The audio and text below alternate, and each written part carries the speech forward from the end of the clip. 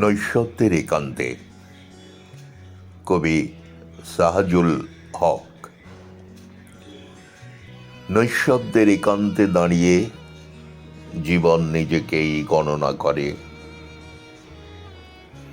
প্রাপ্তি অপ্রাপ্তির অস্পষ্ট অঙ্ক ধুলোয় ঝাপসা হয় সময়ের সড়কে।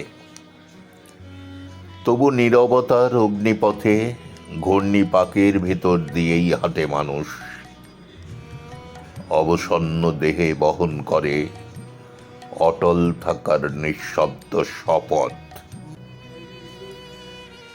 হৃদয়ের গভীর স্তরে থাকা অতীতের সূক্ষ্ম রেখাপুঞ্জ, সেখান থেকেই মন বারবার ফেরে শৈশবের নির্মল আলোয়,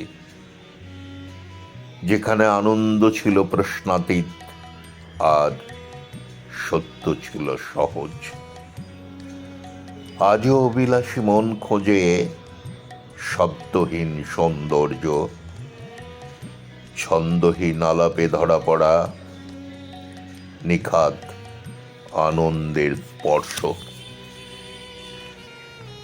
সময়ের সীমানা পেরিয়ে সে পৌঁছয় এক অনন্ত নৈঃশব্দে, যেখানে জীবন অবশেষে নিজের মুখোমুখি দাঁড়ায় জীবনকেই ভালোবেসে।